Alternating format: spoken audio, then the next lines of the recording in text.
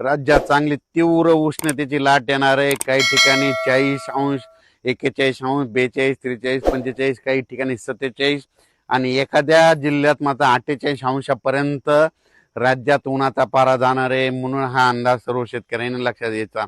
म्हणून राज्यातले सर्व शेतकऱ्याला सांगू इच्छितो की तुम्ही काय करा, आपण आपल्या पाळीव प्राण्याची, लहान मुलाची, वयोवृद्धाची काळजी घ्या, त्यांना उन्हामध्ये फिरू देऊ नका। म्हणून हा अंदाज सर्व शेतकऱ्यांनी लक्षात घ्यायचा।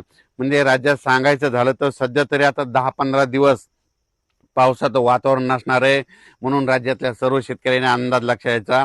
तीव्र उष्णतेची लाट पूर्व विदर्भ, पश्चिम विदर्भ, दक्षिण महाराष्ट्र, उत्तर महाराष्ट्र, कोकणपट्टी, खानदेश या सगळीकडे चांगली उष्णतेची लाट राहणार आहे। म्हणून हा अंदाज लक्षात घ्यायचा। कोकणपट्टीमध्ये देखील 38, 39, 40°पर्यंत तापमान जाणार आहे। म्हणून कोकणपट्टीतल्या शेतकऱ्यांनी हा अंदाज लक्षात घ्यायचा। उत्तर महाराष्ट्रामध्ये काही ठिकाणी 44, 45°, 46 पर्यंत जाणार आहे। म्हणून उत्तर महाराष्ट्रातल्या नाशिक जिल्हा, नंदुरबार जिल्हा, धुळे जिल्हा, जळगाव जिल्हा त्या शेतकऱ्यांनी हा अंदाज लक्षात घ्यायचा। कारण की तिकडे देखील 45, 46 पर्यंत पारा जाणार आहे। म्हणून हे देखील अंदाज लक्षात घ्यायचा। त्याच्यानंतर मराठवाड्यामध्ये परभणी जिल्हा, लातूर जिल्हा, बीड जिल्हा, जालना जिल्हा, संभाजीनगर, हिंगोली जिल्हा, धाराशिव जिल्हा, लातूर जिल्हा त्या सर्व शेतकऱ्याला सांगू इच्छितो की मराठवाड्यामध्ये देखील उन्हाचा पारा वाढत जाणार आहे। काही ठिकाणी 45° पर्यंत जाणार आहे। म्हणून हे अंदाज लक्षात घ्यायचा। आणि मराठवाड्यात देखील नांदेड जिल्ह्यात देखील एका दिवस समजा 47 पर्यंत पारा जाईल। म्हणून हे देखील मराठवाड्यातल्या शेतकऱ्यांनी अंदाज लक्षात घ्यायचा आणि स्वतःची काळजी घ्यायची।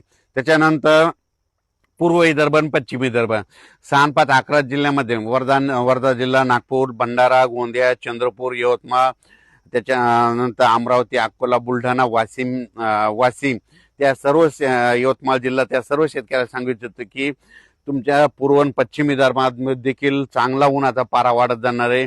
काही काही ठिकाणी 47° पर्यंत नोंद जाईल आणि एका जिल्ह्यामध्ये 48° पर्यंत पारा जाईल। म्हणून हा अंदाज देखील शेतकऱ्यांनी लक्षात द्यायचा। सगळीकडे मात्र 40° ते 44° सेल्सिअस मात्र सगळीकडे तापमान राहणार आहे। म्हणून हे लक्षात घ्यायचं।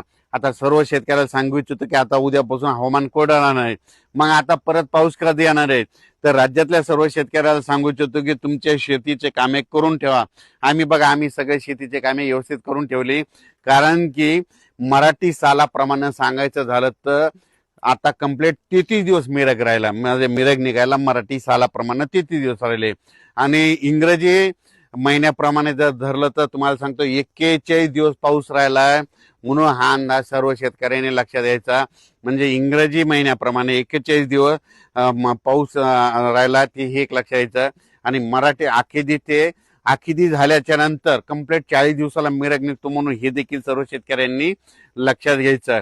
आणि राज्यात तुम्हाला सांगू इच्छितो मे मध्ये मग मान्सून दस्तक कधी देणार आहे, तुम्हाला सांगू इच्छितो 15 मे ते 20 मेच्या दरम्यान अंदमान बेटावर मान्सून दस्तक देणार आहे। म्हणून हा अंदाज खास करून मराठवाड्यातल्या संपूर्ण महाराष्ट्रातल्या महाराष्ट्र असो, कर्नाटक असो, मध्य प्रदेश आणि जे काही राज्य त्या जिल्ह्यातल्या सर्व शेतकऱ्याला सांगू इच्छितो की तुम्हाला सांगू इच्छितो की मान्सून अंदमान बेटावर 15 मे ते 20 मेच्या दरम्यान दस्तक देणार आहे। म्हणून हा अंदाज लक्षात घ्यायचा।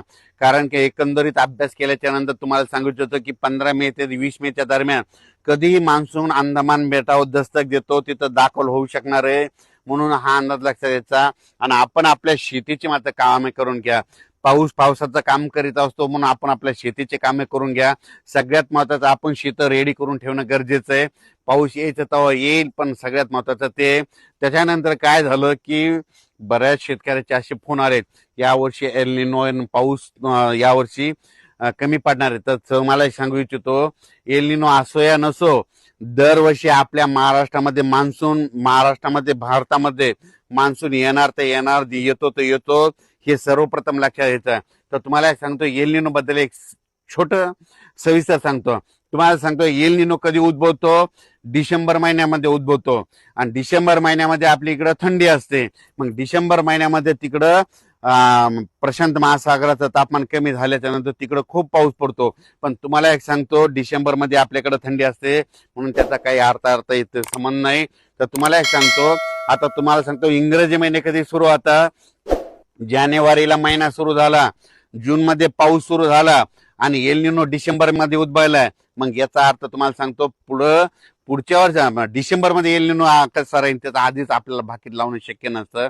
म्हणून तुम्हाला सांगतो भारतीय हवामान प्रणालीमध्ये मान्सून दरवर्षी त्याच्या वेळोवेळी येणार ते येणार येतो तोच येतो. पण यावर्षी कसं असं तुम्हाला सांगतो, हे ग्लोबल वॉर्मिंगमुळे वाढत्या तापमानामुळे काय झालं, निसर्ग 22 दिवस पुढे सरकला, थंडी 22 दिवस पुढे सरकली, उन्हाळा 22 दिवस पुढे सरकला. लहान मुलाला जरी विचारलं तर पाऊस कधी येणार, तो म्हणतो 7 जूनला येणार. पण ह्या वाढत्या तापमानामुळे ह्या 5 ते 7 वर्षामध्ये काय झालं, निसर्ग 22 दिवस पुढे सरकला. म्हणून दरवर्षी 7 जूनला पाऊस येतो ना, मग दरवर्षी त्या 7 जून मध्ये 22 मिसळा, म्हणजे जूनच्या शेवटच्या आठवड्यात पेरण्या होतील. म्हणून हे सर्व शेतकऱ्यांनी लक्षात घ्यायचं. म्हणून हे अंदाज सर्व शेतकऱ्यांनी लक्षात घ्यायचा. यावर्षी तुम्हाला सांगतो हे सगळ्यात चांगलं आलंय. कशामुळं, यावर्षी म्हणजे खरीपात पाऊस कमी असला की पिकं चांगले येतात.